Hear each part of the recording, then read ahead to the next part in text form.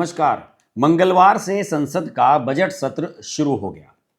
पहले दिन राष्ट्रपति का अभिभाषण हुआ और उसके बाद शोक प्रस्ताव पारित करने के बाद सदन की कार्रवाई को स्थगित कर दिया गया।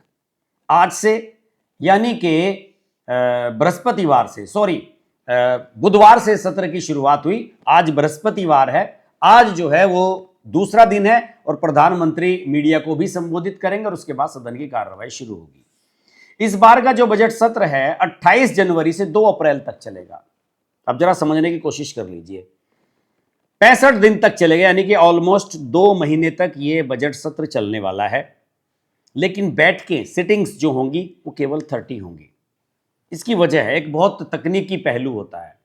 बजट सत्र का जो पहला भाग होता है उसमें बजट पेश किया जाता है। 1 फरवरी को बजट पेश करेंगी निर्मला सीतारमण, और जो पहला पार्ट होगा इसका बजट सेशन का वो 28 जनवरी से 13 फरवरी तक चलेगा। इसके बाद 14 फरवरी से 8 मार्च का एक ब्रेक होगा। उस ब्रेक के दौरान ये होता है कि संसदीय समितियां अनुदान मांगों की जांच करती हैं। जो पैसा सरकार मांगती है संसद से पारित कराने के लिए, उसकी जांच की जाती है कि वो सही तरीके से लिया जा रहा है कि नहीं, कहां से कैसे कैसे पैसा लिया जाएगा। और उसके बाद उसका एक पीरियड होता है लंबा। तो ये पीरियड चलने वाला है 14 फरवरी से 8 मार्च तक, और फिर 9 मार्च से 2 अप्रैल तक सेशन लगातार चलने वाला है। और इसमें जो महत्वपूर्ण तारीखें हैं, अगर उसकी मैं बात करूं तो 29 जनवरी को आर्थिक सर्वेक्षण आएगा, जिसे इकोनॉमिक सर्वे कहते हैं। ये प्री बजट होता है। और फिर केंद्रीय बजट रविवार 1 फरवरी को सुबह 11 बजे पेश किया जाएगा। बड़ा दिलचस्प रहने वाला है। और मैं ये वीडियो इसलिए भी बना रहा हूं कि हमारे जो दर्शक हमारे इस चैनल हर्ष की बात लाइव से जुड़े हुए हैं, उन सभी को यह बता देना बहुत आवश्यक है कि हम संसद की कार्रवाई का अक्सर सीधा प्रसारण करते हैं। जो अच्छी डिबेट्स होती हैं उनके वीडियोस भी हम डालते हैं, और जो अच्छे भाषण होते हैं उनको हम सीधे प्रसारित करते हैं।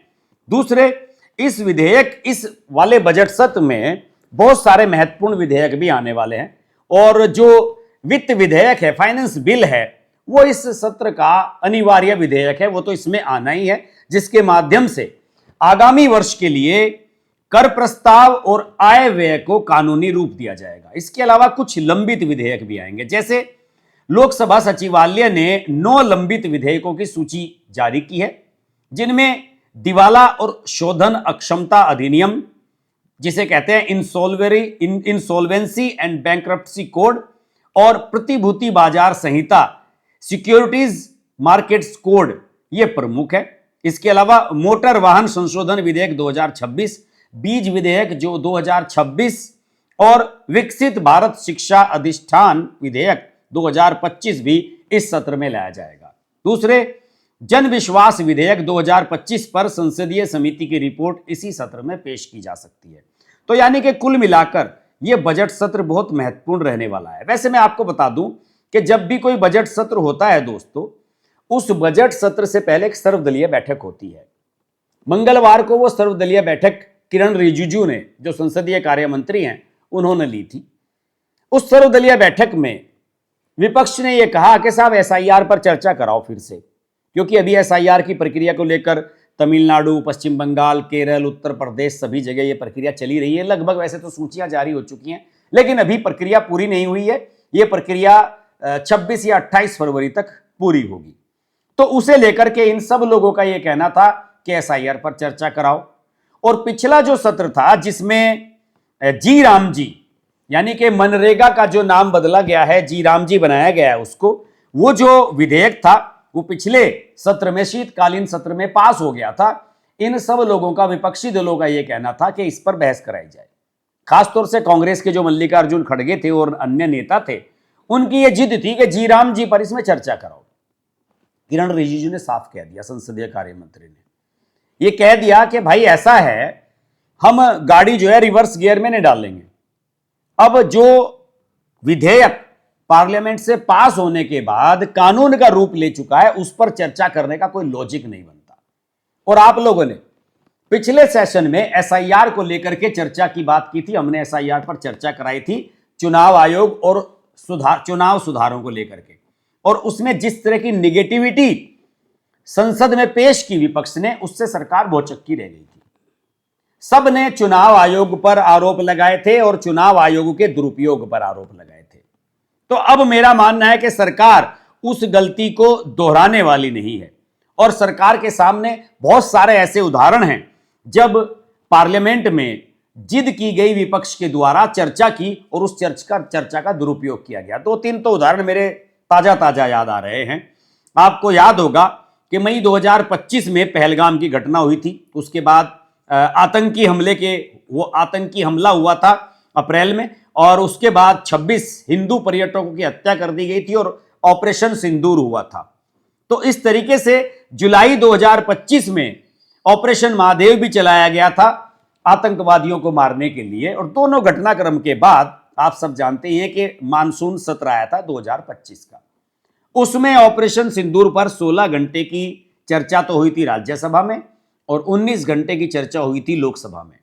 उसमें सारे विपक्षी नेताओं ने सरकार की नीयत पर सवाल खड़े किए थे और यहां तक कह दिया था कि सरकार ऑपरेशन सिंदूर, पुलवामा, सर्जिकल स्ट्राइक, इस तरह के जितने भी मामले हुए हैं, इस तरह के जितने भी भारत ने पाकिस्तान पर हमले किए हैं, उन सब का इस्तेमाल राजनीतिक रूप से करती है। कई आरोप लगाए गए थे। यहां तक कह दिया गया था विपक्ष के द्वारा कि सिंदूर शब्द का जो इस्तेमाल किया गया वो एक सांप्रदायिक था। उसका लॉजिक देखिए क्या था। उनका यह कहना था कि इसमें हिंदू जो हैं मारे गए थे और हिंदू महिलाएं सिंदूर लगाती हैं, यानी कि उनका सिंदूर पोंछा गया था, तो इसलिए इसका नाम ऑपरेशन सिंदूर रखा गया। तो इसमें गलत क्या था आप बताइए। जिन महिलाओं को विधवा बनाया गया, जिन 26 परिवारों को जिनकी सरपरस्ती खत्म कर दी गई, जिनके मुखिया को मार डाला गया, उन परिवारों का बदला लेने के लिए अगर कोई ऑपरेशन किया जा रहा है और उसका नाम ऑपरेशन सिंदूर रखा जा रहा है तो इसमें गलत क्या था। और इसमें कोई शक नहीं कि हिंदू महिलाएं सिंदूर लगाती हैं और वहां पर भी आतंकवादियों ने जब उन पर्यटकों को मारा था तो सभी को यह पूछ पूछ कर मारा था कि तेरी जात क्या है, सबसे कलमा पढ़वा करके देखा गया था। ऐसे में अगर ऑपरेशन सिंदूर उसका नाम नहीं रखा जाता तो क्या रखा जाता। और विपक्ष ने अनर्गल बातें की थी। हालांकि यह मामला उल्टा पड़ा था।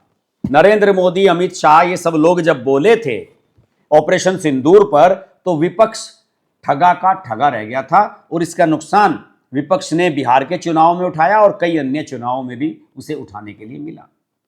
इसके अलावा वक्फ संशोधन अधिनियम, इस पर बहुत चर्चा की गई थी। यह विधेयक पिछले साल आया था। इस पर भी विपक्ष ने आरोप लगाया था कि सरकार वक्फ की संपत्तियों को कब्जा करना चाहती है और इसे धार्मिक भेदभाव के रूप में प्रस्तुत किया गया था, मुसलमानों को भड़काया गया था।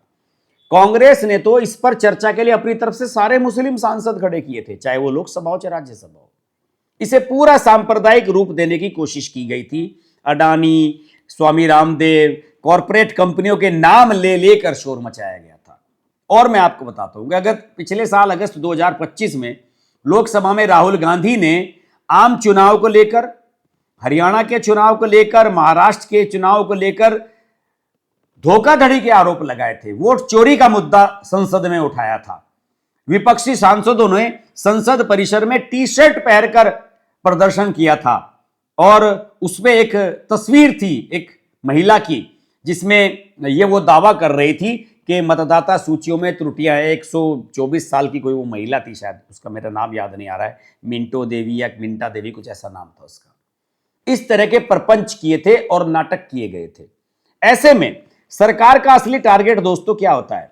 सरकार का असली टारगेट ये होता है कि हम प्रोडक्टिविटी बढ़ाएं, यानी कि जो संसद है उसकी उत्पादकता बढ़नी चाहिए। उत्पादकता का मतलब ये है कि जो विधेयक लाए जाएं उनको मैक्सिमम को पास कराया जाए। मेरे याद है कि मोदी की सरकार बनने से पहले 60% विधेयक जांच समितियों को जाते थे, जो संसद की समितियां होती हैं, जेपीसी वगैरह को जाते थे। लेकिन मोदी सरकार ने बहुत समय से इनकी दर कम कर दी है। अगर मैं 18वीं लोकसभा की बात करूं तो यह दर 26% पर आ गई है। इसका सीधा सा मतलब क्या है? इसका सीधा सा मतलब यही है दोस्तों कि सरकार अपना दबदबा कायम रखना चाहती है। विपक्ष को बायकॉट करना है तो कीजिए। आपको याद होगा पिछली बार अमित शाह जब बोल रहे थे, राहुल गांधी भाग गए थे मैदान छोड़ करके। तो सरकार ये चाहती है कि भाई जनता के प्रति जिम्मेदारी हमारी है, पार्लियामेंट चलाना हमारी जिम्मेदारी है, और जो कानून है उन्हें सही समय पर पास कराना और उन्हें लागू करना हमारी जिम्मेदारी है। तो अंत में हम अपनी मर्जी चलाएंगे, हम किसी के सामने नहीं झुकेंगे। चर्चा के बजाय बुलडोजर चलेगा। बुलडोजर का मतलब कि भाई जो हम चाहेंगे वो करेंगे, हम ब्लैकमेल नहीं होंगे और कोई हमें डिक्टेट नहीं कर सकता कि आप इस चीज पर बहस कराएं, इस पर बहस कराएं। अभी देखिए जैसे ट्रंप ने टैरिफ लगाई है अमेरिका पर, इस पर भी विपक्ष चर्चा कराना चाहता है। सरकार ने कहा ये हमारा मुद्दा है, इस पर हम कोई चर्चा नहीं कराने वाले हैं। बहुत सारे ऐसे मुद्दे हैं इकोनॉमी को लेकर के, बहुत सारे मुद्दों पर हर सत्र में, पिछले सत्र में आपको याद होगा कि जब चर्चा हुई थी चुनाव सुधारों पर, उसके बाद कांग्रेस जिद करने लगी थी। राहुल गांधी ने कहा था कि साहब दिल्ली के प्रदूषण पर चर्चा कराओ। सरकार ने कहा कि नहीं साहब, आप समय व्यर्थ करते हैं, जिस मुद्दे पर चर्चा करने के लिए कहा जाता है उस मुद्दे पर आप चर्चा कराते नहीं हैं, दूसरे मुद्दे उस मुद्दे पर उठाने लगते हैं, सरकार को घेरने की कोशिश करने लगते हैं। तो मुझे लगता है कि मोदी सरकार ने यह सोच लिया है कि हम ज्यादातर अपनी मर्जी चलाने वाले हैं और इसे कहते हैं बुलडोजिंग नीति। और मेरा मानना है कि जैसा विपक्ष इस समय भारत की संसद में है वहां पर यही ठीक है। यह संसद में जो विपक्ष की भूमिका राहुल गांधी और अन्य लोग निभा रहे हैं, ये केवल मुद्दों से भटकाने की नीति अपनाते हैं। कोई भी मुद्दा हो, बात अपनी मन की करानी है। अब देखिए राहुल गांधी खुद तो बोलते हैं, लेकिन जब अमित शाह या मोदी उनको जवाब देने के लिए जाते हैं तो मैदान छोड़कर बायकॉट करके भाग जाते हैं। इसे कहते हैं जोर जबरदस्ती की राजनीति, अपनी मनमर्जी की राजनीति, हिट एंड रन के, यानी कि आरोप लगाओ और भाग जाओ, आरोप का जवाब सुनने के लिए आप बैठोगे नहीं। और अमित शाह ने तो पिछली बार चैलेंज कर दिया था, जब शीतकालीन सत्र था, उन्होंने कहा था कि मेरी बात बैठकर सुनो और किस बात का जवाब कैसे देना है ये मैं तय करूंगा, तुम नहीं करोगे। राहुल गांधी को 2 टका का जवाब दे दिया था अमित शाह ने, और उसके बाद राहुल गांधी पर वहां बैठना मुश्किल हो गया था, क्योंकि गांधी परिवार पर बहुत हमले किए थे अमित शाह ने अपने उस भाषण में। तो सरकार की नीति यही है कि हम अपनी मनमर्जी चलाएंगे। और दोस्तों ऐसा केवल भारत में नहीं हो रहा है, फ्रांस में देखिए, अभी मैं देख रहा था, फ्रांस के प्रधानमंत्री ने हाल ही में अपने संविधान के एक विशेष अनुच्छेद का इस्तेमाल किया और जो वहां का बजट है वो बिना किसी चर्चा के पास कराया। हमारे यहां तो बजट होगा और उसके बाद बजट पर चर्चा भी होगी, खूब बहस होने वाली है और गर्मा गर्म बहस होने वाली है, लेकिन वहां पर नहीं होता है। इवन यूरोपियन यूनियन में, यूरोपियन यूनियन की जो पार्लियामेंट है, इवन अमेरिका की जो कांग्रेस है, उसमें भी इसी प्रकार की नीतियां सरकार को अपनानी पड़ रही हैं, तभी जाकर काम हो रहा है। यानी कि सभी जगह विपक्षों की स्थिति इसी प्रकार की होती है। तो राहुल गांधी, यहाँ का जो विपक्ष है, मल्लिकार्जुन खड़गे, इन सब को मुझे लगता है कि मोदी, अमित शाह, किरण रिजिजू ये सब समझ गए हैं। और इस बार के सत्र में मुझे लग रहा है कि सरकार बैकफुट पर आने वाली है नहीं, जैसे कि किरण रिजिजू ने पहले ही स्पष्ट कर दिया है, फ्रंट फुट पर खेलने वाली है।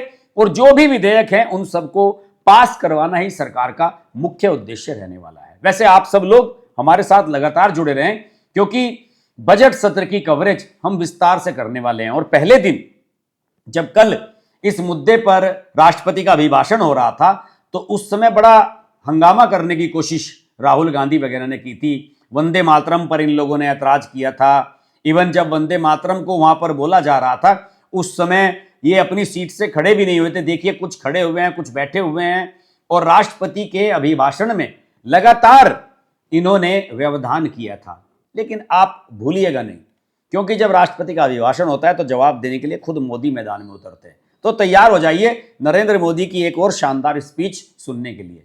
जुड़े रहिए हमारे साथ। नमस्कार। अगर आपको हमारी वीडियो पसंद आई तो वीडियो को लाइक करें, चैनल को सब्सक्राइब करें और नोटिफिकेशंस के लिए बेल आइकन को प्रेस करें।